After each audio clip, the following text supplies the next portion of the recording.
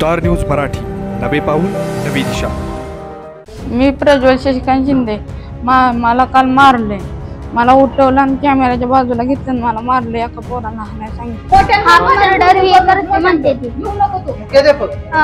कशासाठी आम्ही चित्र काढलं नव्हतं त्याच्यावर बिल्डिंगवर आणि आमच्यावर ताव काढायला लागले त्यांनी। मला म्हणले तुला कापून टाकली कोणाच्या बापाला सांगायचं सांगा म्हणजे अजून मला माझ्यावर केस बीस होत नाही, मग असं काहीतरी मोठं आहे तेवढं होत नाही केस त्यांच्यावर। टॉर्चर करते ते नाही मुख्याध्यापक आणि कामाला बी मला बाहेर नेते ते आणि लवकरात लवकर जेवायचं म्हणते ते।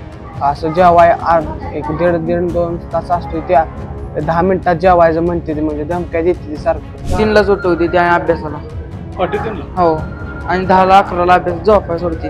मुख्याध्यापक तिथले आहेत, त्यांच्या संदर्भात थोडं पालक आणि विद्यार्थ्यांच्यामध्ये एक वेगळी भावना आहे, तीव्रतेची भावना आहे। त्यांच्या वागणुकीवरती त्यांचा सगळ्यांचा आक्षेप आहे। आता समाज कल्याण अधिकाऱ्यांना मी तो विषय त्यांच्या कानावरती घातलाय।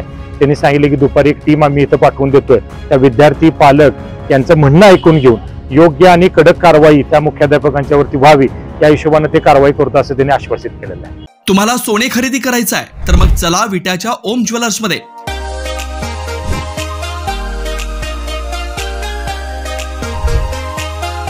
विट्यातील प्रथम सोन्याचे 100% BIS 916 hallmark jewellery showroom, HUID प्रमाणित सर्व दागिने, ग्राहकांसाठी सुवर्ण संच योजनाही सुरू। तर मग एक वेळ अवश्य भेट द्या। आमचा पत्ता ओम ज्वेलर्स, सराफपेठ, बँक ऑफ महाराष्ट्र समोर विटा, श्री भगवान ढमाले गार्डीकर, डॉक्टर विशाल शिंदे मोराळे। तुम्हाला हाडांचा त्रास आहे, विटा सोडून उपचारासाठी बाहेर जायचा विचार करताय, मग आहे ना विट्यातील डॉक्टर अक्षय बापट यांचं श्रीकृपा ऑर्थोपेडिक हॉस्पिटल। आमच्या उपलब्ध सुविधा डिजिटल एक्सरे, सुसज्ज ऑपरेशन थिएटर, स्पोर्ट्स मेडिसिन, दुर्बिणीद्वारे सांध्याच्या व लिगामेंट शस्त्रक्रिया, जॉइंट रिप्लेसमेंट उपचार, फ्रॅक्चर, ऍक्सिडेंट वरील उपचार व शस्त्रक्रिया, मणक्याचे आजार, physiotherapy, special semi special general room, cashless insurance सेवा उपलब्ध। तसेच डॉक्टर स्नेहा बापट यांचे श्रीकृपा होमिओपॅथिक क्लिनिक हे। आमचा पत्ता श्रीकृपा ऑर्थोपेडिक हॉस्पिटल विटा। विटा येथे काल झालेल्या शासकीय आश्रमशाळेतील मुलांना जे विषबाधेचा प्रकार घडला, त्या विषबाधेच्या प्रकाराच्या वरती या विद्यार्थ्यांना भेटावं, त्यांची विचारपूस करावी आणि ह्या प्रकरणाची सखोल चौकशी व्हावी या मागणीसाठी आज आम्ही इथं उपस्थित होतो। काल माझ्या वैयक्तिक कामानिमित्त मी बाहेर असल्यामुळे काल मला इथे येता आलं नाही, पण माझ्याबरोबर काम करणारे अनेक पदाधिकारी काल इथं आले होते। सर्वांनी येऊन विद्यार्थ्यांची विचारपूस केली। सर्व डॉक्टरांना जेवढं होईल तेवढं सहकार्य करायचा प्रयत्न सगळ्यांनीच केला। त्याबद्दल मी प्रशासनाचा पण धन्यवाद व्यक्त करतो की प्रशासनाने पण फार चांगली, त्यातल्या वैद्यकीय प्रशासनाच्या संदर्भात मी सांगतो की त्यांनी फार सकारात्मक भूमिका घेतली। काही शहरातील डॉक्टरांनी देखील प्रायव्हेट प्रॅक्टिस असताना सुद्धा काल इथं येऊन स्वतः या विद्यार्थ्यांची विचारपूस केली आणि त्यांना लागणारं सहकार्य करायचा प्रयत्न केला। ही घटना तसं म्हटलं तर फार हृदयद्रावक आहे म्हटलं तर वावगं ठरणार नाही, कारण की लहान मुलांच्या जेवणाच्या संदर्भात इतका हलगर्जीपणा असणं हे बरोबर नाही। गेली 10-12 वर्ष हे आश्रमशाळा किंवा हे वसतिगृह तिथं चालतं।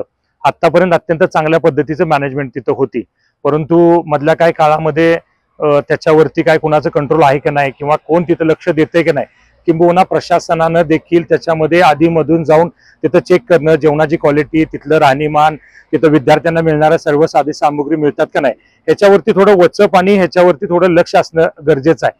परंतु आता विद्यार्थी आणि त्यांच्या पालकांशी बोलल्यानंतर लक्षात येते की तिथं बऱ्यापैकी हलगर्जीपणा होतोय। काल सुद्धा हा प्रसंग घडल्यानंतर पालकांना कळवण्याची जबाबदारी तिथल्या प्रशासनाची असताना सुद्धा पालकांना वेळेत कळवलं नाही। इथल्या डॉक्टर मित्रांनी आणि त्यांच्या सहकार्याने त्यांना निरोप दिला, इतका हलगर्जीपणा सुद्धा योग्य नाही। तर त्या संदर्भात मी आता जिल्हा समाज कल्याण अधिकाऱ्यांशी बोललोय, त्यांना ह्या सगळ्या गोष्टीचं गांभीर्य सांगण्याचा मी प्रयत्न केलाय। ते काल आले होते, त्यांनी सांगितले की योग्य आणि चांगल्या प्रकारे त्याची तपास आम्ही करू। परंतु मी माझ्या सर्व सहकारी आणि सर्व नागरिकांच्या वतीनं पुन्हा एकदा त्या प्रशासनाला सांगतो की असा जर हलगर्जीपणा तुमच्याकडून होणार असेल तर ही जनता तुम्हाला जाब विचारल्याशिवाय राहणार नाही। शेवटी लोकप्रतिनिधी असतील किंवा आमच्यासारखे कार्यकर्ते असतील, हे समाजाचे घटक आहेत की अशा सर्व गोष्टीवरती त्यांचं लक्ष असणं गरजेचं आहे। असा जर प्रसंग पुन्हा भविष्यात घडूच नये यासाठी लागणारी सर्व उपाययोजना कराव्यात आणि त्या होत त्याच्यावरती इथून पुढच्या काळात आम्ही सुद्धा थर्ड पार्टी म्हणून लक्ष ठेवू असं या निमित्ताने मी नमूद करतो। विद्यार्थ्यांची आता तब्येत बरी आहे तरी परंतु आज सुद्धा 4 विद्यार्थ्यांना त्रास झालाय, पुन्हा एकदा ते पथक तिथं पाठवून जे विद्यार्थी तिथं आहेत पण ते अजून इथं ऍडमिट नाहीत पण तिथं वसतिगृहात आहेत त्यांची सुद्धा वैद्यकीय तपासणी अजून एकदा करावी अशी विनंती मी या निमित्ताने करतोय. दादा, इथे तुम्ही भेट दिली, मुलांशी संवाद साधला, पालकांशी संवाद साधला, त्यावेळी अतिशय धक्कादायक प्रकार समोर आला की इथं भीती दाखवली जाते, दहशत खाली आहे, पालक धमकी दिली जाते. इथल्या मुख्याध्यापक तिथले आहेत त्यांच्या संदर्भात थोडं पालक आणि विद्यार्थ्यांच्यामध्ये एक वेगळी भावना आहे, तीव्रतेची भावना आहे. त्यांच्या वागणुकीवरती त्यांचा सगळ्यांचा आक्षेप आहे. आता समाज कल्याण अधिकाऱ्यांना मी तो विषय त्यांच्या कानावरती घातलाय. त्यांनी सांगितले की दुपारी एक टीम आम्ही इथं पाठवून देतोय. त्या विद्यार्थी पालक यांचं म्हणणं ऐकून घेऊन योग्य आणि कडक कारवाई त्या मुख्याध्यापकांच्या वरती व्हावी या हिशोबाने ते कारवाई करतो असं त्यांनी आश्वासित केलेलं आहे. मुख्याध्यापकांचं म्हणणं होतं फक्त 23 विद्यार्थ्यांनाच झाली, यावरून काय वाटतं? असा विषय आहे, काल 23 विद्यार्थी आयडेंटिफाय झाले की ज्यांना विषबाधा झाली. बाकीच्या 4 विद्यार्थ्यांना त्याच्यानंतर आज विष किंवा ते सिम्पटम्स दिसतात. प्रत्येकाची आरोग्याची रोगप्रतिकारक शक्ती किंवा वयाचा फरक किंवा शरीर क्षमता याच्यावरती पण हे राहते. मोठ्या प्रमाणात नाही पण त्याची सुरुवात असणार आहे आणि त्यामुळे ते लगेच लागोलाग लक्षात आल्यामुळे थोडंसं हे क्युअर झालं असं मला वाटते.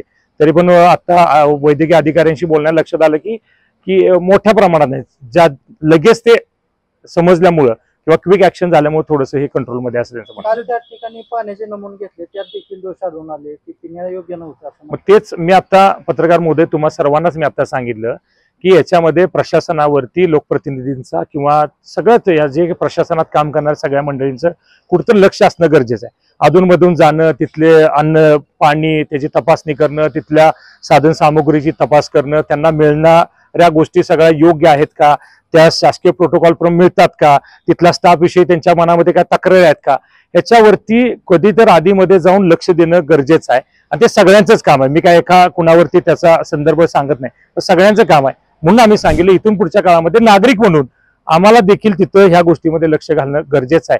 कारण की ह्या विद्यार्थ्यांच्या जीवाशी खेळ जर होत असला तर तिथं सर्वांनी मिळून त्याला प्रतिकार करणं किंवा त्याच्यात भाग घेणं क्रमप्राप्त. आता मुलांचा वसतिगृहाचा हा प्रकार समोर आल्यानंतर मुलींच्यात देखील काही तक्रारी यायला लागलेल्या येणार ना. आता कसं आहे, कुठल्या तर प्रसंगामुळे वाचापुट्टी म्हणतात तो प्रकार आता हे झालेला आहे. एका दृष्टिकोनातून हे घडल्यानंतर आता प्रशासन किंवा तुम्हा आम्हा सर्वांनाच जाग येईल आणि आपण सुद्धा सगळ्यांनी त्याच्यामध्ये भाग घेऊन लक्ष देऊन आतापर्यंत होत असलेला काही गलतान कारभार असेल तर तो चव्हाटा आणणं आपलं काम आहे. शाळेचं जेवणाचं जिल्ह्याचं जे टेंडर आहे ते एका बड्या नेत्याचं आहे आणि मुख्याध्यापकाचं म्हणणं आहे की टेंडर प्रमाणे जेवण येतं, टेंडर प्रमाणे सगळ्या गोष्टी पुढे घडत असतात.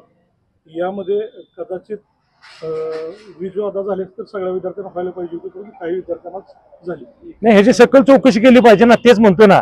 असं इथंच झालंय, बाकी ठिकाणी झालं. आता जो जिल्ह्याचं टेंडर तो जेवण बनवतात कुठे, सर्व करतात कुठे, काय वापरलं, सगळ्या जिल्ह्यात एकसारखा काय तांदूळ वापरला असेल का, एक ठिकाणचंच मटण वापरलं असेल का, एक ठिकाण, हे बऱ्याच अनेक गोष्टी आहेत. ते सखोल चौकशी त्याची झाली पाहिजे, तरच ती हा प्रकार आपल्या निदर्शन असेल. आणि ह्याच्या पाठीमागं काय षडयंत्र असेल, आता काय तक्रार आहे तिथं मुख्याध्यापकांच्या संदर्भात, त्यांच्या काय मनामध्ये आणखीन काय वेगळं आहे का, काय विद्यार्थ्यांना पर्टिक्युलर झाले म्हणजे आणि तेवढ्याच विद्यार्थ्यांच्या बाबतीत घडले का, असा उलटा का प्रश्न आपण त्यांना विचारू शकत नाही. असा पण प्रश्न आहे ना. मुलं सांगतात की ती सर आहेत मुख्याध्यापक, ते कापीन धमकी देतात, पोरांना एकमेकांना मारायला लावतात. त्या संदर्भात त्यांचं म्हणजे ती पोरं अशी बोलतात. आम्हाला आल्यानंतर आम्हाला सांगितलं त्यांनी, बाबा ती सर असे बोलतात आम्हाला, बाकी स्टॉप आहे चांगला आहे, पण हे ते मुख्याध्यापक आहेत ते त्रास देतात. असं नाही ना, आत्ताच म्हणजे जास्त सांग 4 दिवसात नाही, याच्या अगोदर पण मुलं सांगतात ना आमची, पण त्रास देतात कुठं काय असं नाही. आता आम्ही आपलं हाय चाललंय चालू द्या म्हणून आम्ही पण हा पोरं सांगतात. पोरांना विचारा तुम्ही, पोरं पण सांगतात. काय आम्ही आमच्या तोंडाने बोलतोय असा काही विषय नाही आमच्या. आता आम्ही सगळी पालक समोर आम्हाला बोलली म्हणून आम्ही तुमच्यापर्यंत आलो. आमच्या पोरांना म्हणते की ते धमके देते, ते काय काय जे हाफ मर्डर करेन काय असं काय काय काय काय बोलते. ते कोण बोलतोय? ते मुख्याध्यापक सर दोषे सर. कधीपासून बोलतोय? ते आल्यापासून चालू झालंय त्यांचं म्हणून. ते जसं इथं कामावर आले तर चालू झालंय त्यांचं. नको आहेत सर. आणि जर राहिलं तर हिथनं दवाखान्यात नेलं तर आमच्या लेकराला टॉर्चर करताना आलं पाहिजे. जशी होती तशीच पाहिजे, ते जशी राहिलीत ना तशीच राहिली पाहिजे ते आमची लेकरं. आणि हिथनं न्यायचं पुन्हा तिथे वेगळं केलं तर मग हे काय बरं पडणार नाही. हे आजच घडलं का ह्याच्या अगोदर घडत होतं? नाही, ह्याच्या अगोदरपासून जसं ते सर आले तसं ते भयानक सांगत नव्हते, आज ते सांगायला लागले. एक शब्द सांगत नव्हते. ज्यावेळेस त्यांच्या नरडीला त्यावेळेस लेकर ही सांगितली ते आम्हाला. पोराला मारले म्हणून चौघा 4 पोरांना मारायला लावले आणि कॅमेऱ्यापासून बाजूला नेऊन मारले. मारून ठेवायचंय का? मी प्रज्वल शशिकांत शिंदे. मला काल मारले कुणी मारलं तुला? दौसरांनी. हा? दौसरांनी. कोण दोघं? दौसर. मारलं मुख्याध्यापक त्या दिवशी खेळ सोडलेला ना, मग आत घेताना मग सरांनी विचारलेलं कोण कोण अभ्यासाला बसणार. मग मी असं कोणीच हात केला नाही म्हणून मी असं केला ना, खाली घेतला. अभ्यासाला बसवणार आहे म्हणलं नंतर हात वर केला लगेच खाली घेतला. कोण केलं नाही म्हणून. मग खेळ केला आणि मग मला उठवलं आणि कॅमेऱ्याच्या बाजूला घेतलं आणि मला मारलं. एका पोराला हाणायला सांगितलं. पोराला मारायला सांगितलं. मग असं का झाल्यानंतर तुला मारले नाही, त्याच्या त्याच्या अगोदर. अगोदर. तुला त्रास दिला जातो तिथं. मुख्याध्यापक त्रास देते आणि या मुलांना म्हणते ती की हाफ मर्डर करेल म्हणते. तुला काय झालंय? तुला काय म्हणले हा मर्डर हे करते म्हणते ती. घेऊ नको तू. मुख्याध्यापक? हा कशासाठी? आम्ही चित्र काढलं ना त्या ह्याच्यावर बिल्डिंग वर आणि आमच्यावर ताव काढायला लागले त्यांनी. म्हणजे काढणार दुसरं आणि नाव घेणार येईन दुसऱ्यावर. तू पण सांगतो त्रास दिला जातो तुम्हाला ते शाळेत? हो सांग की तुला काय तुम्ही म्हणलं? घरात सांगितलं नव्हतं का? नव्हतं सांगितलं. का नाही भिवून सांगतच नाही तिने. आता सांगाव तर आता परत अहो, काय त्यांनी एवढं झालं तर आम्हाला एक फोन देखील लावला ना. ह्याच्यावर विचार करा ना तुम्ही. तुला काय झालं होतं? मला म्हणली तू तुला कापून टाकली चढवून आले. बेताला नाव नाही लिहिलं तर कोणाच्या तुला बापाला कापून सांगायचं ते सांगा म्हणते ते अजून वर. मला माझ्यावर केस बीस होत नाही. मग असं काय ते मोठं आहे तेवढं होत नाही केस त्यांच्यावर. काल ही तुम्हाला झाली विषबाधा त्यानंतर काय बोलले का? आलते काय तर?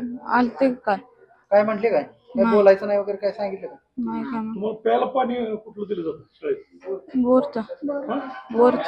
म्हणजे बाहेर नगरपालिकेचं येते पाणी. ही कुठे गेलं सांग की तुला जेवणाचं किती मिनिटात जेवण करायला मिनरल वॉटर पाणी जेवण करायला. शुभम माळवे. पेपर आले की म्हणते ती की 10 मिनिटात जेवायचं आणि 10 मिनिटात वर यायचं. 20 मिनिटात असं वेळ देते ती लगवेलाही सोडत नाही. 3ला उठवते त्या अभ्यासाला. हो आणि 10ला 11ला अभ्यास झोपाय सोडते. जेवण दिलं जातं का व्यवस्थित? हो जेवण व्यवस्थित असते. त्रास देते? त्रास देते. उठवते. हा कोण उठवतो रात्री? ते गार्ड. कशासाठी उठवते? अभ्यासाला. त्या गार्ड बी काय बोलू शकत नाही तिकडे. त्यासनी बी दौसर काय बोलते ती. काय बोलते त्यासनी की असं असं उठवायचं. मग तिने बी ती सांगतील तसंच करावं लागतं त्यासनी.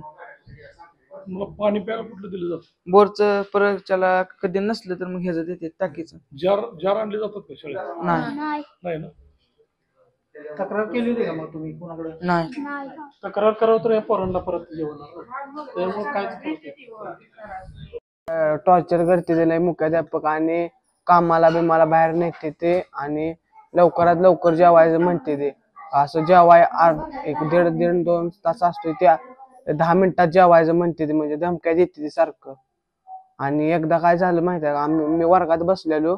आम्हाला ICD बोलवलेलं आणि निघालेलो तेवढ्यात दौसराला आणि मला मारत होतं. झालं. किती दिवस झाला हा प्रकार सुरू आहे? आल्यापासून जेव्हापासून इथं बदली झालं तेव्हापासून झोपाय पण लवकर सोडत नाही. आणि जे नाश्ता आवडत नाही का नाही म्हणजे ज्याच्यावर जबरदस्ती करते खायचं. मला उपीट आवडत नाही तरी उपीट जबरदस्ती करते खायला. बाहेर कामाला कुठं नाही? बागत. शाळेच्याच बागेत का? शाळेच्याच. आमच्याला पण ते पत्त्याचा डाव काय खेळत नव्हतं काय नव्हतं. तो नुसता बघत उभा राहिला होता तरी त्याने तसं केलं. आणि त्याच्या आधी म्हणतोय एका पोराला टॉर्चर करतोय हे करतोय. आणि 4-5 पोरांची नावं सांगितली त्यांनी लिहून दिली होती. आणि ती पोरग मुंबईचं आहे. आमच्या पोरग तसलंच ह्याच्यातलं नव्हतं. आणि मग मी म्हटलं मी पोरग माझं घरी घेऊन जाणार आहे. मी असं तुम्ही केलं तर. माझं एक मोठं पोरग 10वीला आहे तिथं. आणि तो शांत आणि ह्यो लय कडकड. आम्ही म्हणतो कडकड आहे ह्यो. पण ह्याला असं कशाला करायचं? तू केस टाकीन आणि हे टाकीन. ह्याला पण आमच्याला पण तशीच म्हणली ते. मग आम्ही दोघं पण गेलो ना. आम्ही बोललो आम्ही तिथे 1 दिवसाआड जातो. या आमचं जवळ गाव असल्यामुळे आळत्या गाव आहे आमचं. आणि हे माळव्याचा धंदा करते ती. मग आमचं जरा घरचं माळवा असतंय. आम्ही काय जातोय बाजार. आम्ही पोरं बघून येतोय. आणि सरासनी मी म्हटलं तुम्ही जर वेळाला आमच्या पोराला तसं म्हणत असलं तर मी पोरग घेऊन जाणार. आणि ती बुरंगी सर होतं तर तिचं सारखं समजावून सांगायचं आम्हाला. चंदनशिवाय असं करू नका तसं करू नका चांगलं आहे. आणि ती सर चांगलं होतं. आणि ती जसं गेलंय तसं ह्यो काही आता हे असं झालंय. घडलंय आणि आम्हाला माहितीच नव्हतं, आम्हाला दुसऱ्याकडं कळलं या. आम्ही काल आलोय, आमचा नवरा काल 11 वाजल्यापासून हित आहे ती आणि मी सकाळी आली. प्रत्येक वेळेला असं कळलं मग कसं व्हायचं सांगा बरं. पोरासने धमक्या द्यायच्या, ती पण रडत होता त्यावेळेस पण. आपल्या परिसरातील लेटेस्ट बातम्या पाहण्यासाठी स्टार न्यूज मराठी YouTube चॅनलला आत्ताच सबस्क्राईब करा.